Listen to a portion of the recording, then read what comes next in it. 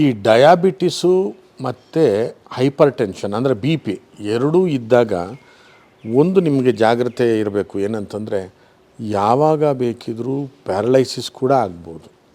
ಈಗ ಒಂದು heart attack ಆಗ್ಬೋದು ಅನ್ನುವಂಥ ಒಂದು ನಿರೀಕ್ಷೆ ಇರ್ತದೆ, ಕಿಡ್ನಿ ಫೇಲ್ಯೂರ್ ಆಗ್ಬೋದು ಅನ್ನೋ ಒಂದು ನಿರೀಕ್ಷೆ ಇರ್ತದೆ, ಇತ್ಯಾದಿಗಳು ಡಯಾಬಿಟಿಸಿನ ಸೈಡ್ ಎಫೆಕ್ಟ್ಸ್ಗಳನ್ನು ನಾವು ಹೇಳ್ತೀವಿ. ಅದರೊಳಗೂ ಕೂಡ ಪ್ಯಾರಲೈಸಿಸ್ ಆಗುವಂಥ ಸಾಧ್ಯತೆಗಳು ಕೂಡ ಇರುತ್ತೆ ಅನ್ನೋದು ನಿಮ್ಗೆ ಗೊತ್ತಿರಬೇಕು. ಅದರೊಳಗೂ ಬಿ ಪಿನ ಜಾಸ್ತಿ ಆಗದೇ ಇದ್ದಾಗೆ ಮೇಂಟೈನ್ ಮಾಡೋದ್ರ ಜೊತೆಯಲ್ಲಿ ಶುಗರ್ನು ಕೂಡ ಬಹಳಷ್ಟು ಕಂಟ್ರೋಲ್ ಮಾಡ್ಕೋಬೇಕು. ಇವರಿಗೆ ಶುಗರು 8.9 ತನಕನೂ ಸಹ HbA1c ಹೋಗ್ತಾಯಿತ್ತು. ಆಮೇಲೆ ಕಂಟ್ರೋಲ್ ಸಿಗ್ತಾ ಇರಲಿಲ್ಲ. ಒಂದು 250-300 ತನಕನೂ ಶುಗರು ಹೋಗ್ತಾಯಿತ್ತಲ್ವ.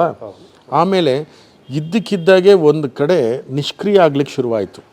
ಈ ರೈಟ್ ಸೈಡಿಂದ ಹಿಡಿದು ಈ ಕೈನೆಲ್ಲ, ಆಮೇಲೆ ಇವು ಕಾಲು ತನಕ. ಇವತ್ತೇನು ಹಿಂಗೆ ನಿಂತಿದ್ದಾರೆ, ಅವ್ರಿಗೆ ನಿಂತ್ಕೊಳ್ಳೋಕ್ಕಾಗ್ತಿರ್ಲಿಲ್ಲ, ನಡ್ಕೊಂಡು ಹೋಗೋಕ್ಕಾಗ್ತಿರ್ಲಿಲ್ಲ, ಯಾರನ್ನಾದರೂ ಒಬ್ಬರನ್ನ ಆಧರಿಸ್ಕೊಂಡು ಇರುವಂಥದ್ದಾಯಿತು.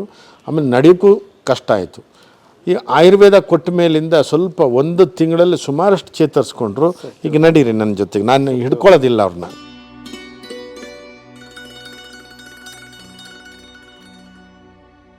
ಇವಾಗ ಹೇಗೆ ಅನಿಸ್ತಾ ಇದೆ ನಡೆಯೋದಕ್ಕೆ?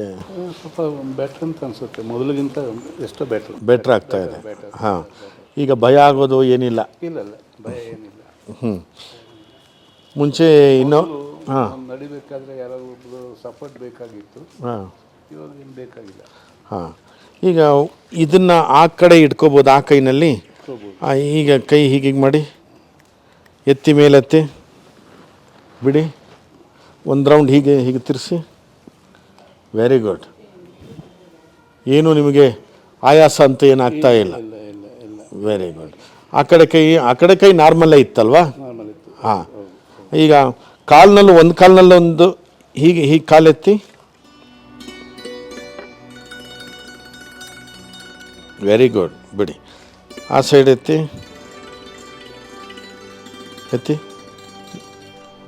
ಹಾಂ, ಗುಡ್. ಹಾಂ, ಅಂತೂ ಈಗ ನಿಮ್ಮಷ್ಟಕ್ಕೆ ಧೈರ್ಯವಾಗಿ ನೀವು ಓಡಾಡಿಕೊಂಡು ಬರ್ತೀರಿ. ಅಂದರೆ ಪ್ಯಾರಲೈಸಿಸ್ ಆಗಿದೆ ಅಂದ ತಕ್ಷಣ ಭಯಪಡಬೇಕಾದ್ದಿಲ್ಲ. ಪ್ರಾರಂಭದ ಹಂತವೇ ಆಗಿದ್ದರೆ ಆಯುರ್ವೇದ ಎಷ್ಟು ಚೆನ್ನಾಗಿ ವಾಪಸ್ಸು ಅವರಿಗೆ ಲೈಫ್ ಕೊಡುತ್ತೆ ಅನ್ನೋದನ್ನು ನೀವು ನೆನಪಿಡಬೇಕು. ಎಷ್ಟೋ ಜನ ಮಲಗಕೊಂಡೇ ಇರುವಂಥದ್ದು ಪರಿಸ್ಥಿತಿ ಇರ್ತದೆ. ಇವತ್ತು ನೋಡಿ, ಅವರು ಎರಡೂ ಕೈಗಳನ್ನು ಬಿಡಿಸ್ಬಿಟ್ಟು ಇದು ಮಾಡ್ತಾರೆ. ನನ್ನ ಕೈ ಹಿಡ್ಕೊಳ್ಳಿ. ಹಾಂ, ಎಳೀರಿ ನನ್ನ. ನೋಡಿ, ಇಷ್ಟು ಆ್ಯಕ್ಟಿವ್ ಆಗಿದ್ದಾರೆ ಅಂತಂದರೆ ಅವರು ಇನ್ನೊಂದು 2 ತಿಂಗಳಲ್ಲಿ ಫಸ್ಟ್ ಕ್ಲಾಸಾಗಿ ರೆಡಿ ಆಗ್ತೀರಿ. ಏನೂ ತೊಂದರೆ ಇಲ್ಲ. ನಿಮಗೇನು ಆ ಧೈರ್ಯ ಇದೆಯಾ? ಹೇಗಿದೆ ಹೇಳಿ ನೋಡೋಣ. ಹೌದಾ? ನಾನು ಇಲ್ಲಿಗೆ ಬರಬೇಕಾದ್ರೆ ಭಾಳ ನೋವನ್ನು ಅನುಭವಿಸಿದ್ದೀನಿ. ಆದರೆ ನಮ್ಮ ಸ್ವಾಮೀಜಿಗಳ ಕಟಾಕ್ಷದಿಂದ ಚೇತರಿಕೆ ಕಂಡುಕೊಂಡಿದ್ದೀನಿ ನಾನು. ಇವಾಗ ನಿಮಗೆ ವಾಶ್ರೂಮಿಗೆಲ್ಲ ಹೋಗ್ತಾ ಒಬ್ಬರೇ ಹೋಗ್ತೀರಿ? ಒಬ್ಬನೇ ಹೋಗ್ತೀನಿ. ಯಾರು ಬೇಕಾಗಿಲ್ಲ ಅಲ್ವಾ? ಹಾಂ, ಮನೆಯಲ್ಲಿ ಒಬ್ಬರೇ ವಾಕ್ ಮಾಡ್ತೀರಿ?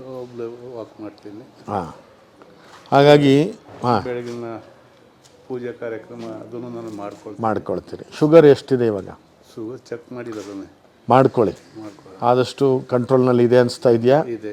ಹಾಂ, ನೋಡಿ, ಆ ಡಯಾ ಪೌಡರ್ನ ಕೊಟ್ಟಿದ್ದೆ. ಶುಗರ್ನ ಬಹಳ ಚೆನ್ನಾಗಿ ವಾಪಸ್ಸು ತರಲಿಕ್ಕೆ ಅನುಕೂಲ ಆಯಿತು. ಅದ್ರ ಜೊತೆಯಲ್ಲಿ ನರಗಳಿಗೆ ಶಕ್ತಿಗೆ ಮತ್ತು ಬ್ರೈನಲ್ಲಿ ಏನು ಬ್ಲಡ್ ಕ್ಲಾಟ್ ಆಗುವಂಥ ಒಂದು ಇದಿತ್ತು, ಅದನ್ನು ಕ್ಲಿಯರ್ ಮಾಡಿಬಿಟ್ಟು ನಡೆಯೋ ಥರದಲ್ಲಿ ಆ ದೇವರು ಅವರಿಗೆ ಅನುಗ್ರಹ ಮಾಡಿದ್ದಾನೆ. ಪ್ರತಿಯೊಬ್ಬರು ಕೂಡ ಧೈರ್ಯದಿಂದ ಔಷಧವನ್ನು ತಗೊಂಡ್ರೆ ಸರಿ ಆಗ್ತೀರ.